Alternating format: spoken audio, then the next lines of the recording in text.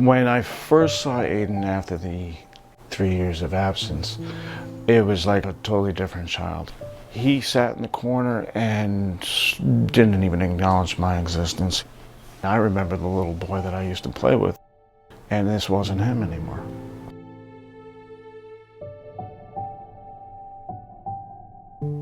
One of the things that we're known for is our ability to help families come back together when their child has been in foster care for some time. We've often got to know the child very, very well. We understand maybe they have some developmental issues that parents really need to understand well if they're going to make a successful transition back to home.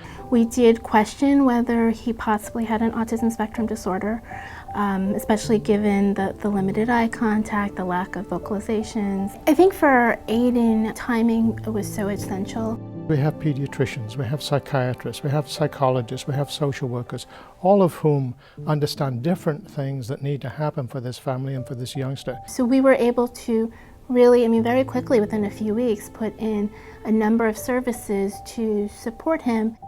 We were very surprised by how quickly he started to show us the skills that he had. The services that they had offered gave us both the opportunity to slowly but surely become reacquainted with each other. A lot of it was focusing on how to help them become a family, because this was the first time that they were doing that. And this happens in any situation where there's a blended family. When we were first granted custody, we almost just sat here on the couch and looked at him, and he looked at us, and we're like, now what? The most important thing that we offer in those situations is we stay in touch. We're there for up to 2 years after children have returned home to families to make sure that things do continue to work out well. By the time they come to aftercare, we sort of have a sense of what the family is like, what their needs are. The work is as individual as the families themselves. The aftercare worker came to the house to basically help all of us, to hold our hand and guide us through it. And if it weren't for her, I certainly don't think we would be where we are today, because there were so many, we didn't have an instruction manual. What we had was Carolyn. It's a miracle how it all came together. I'm still like,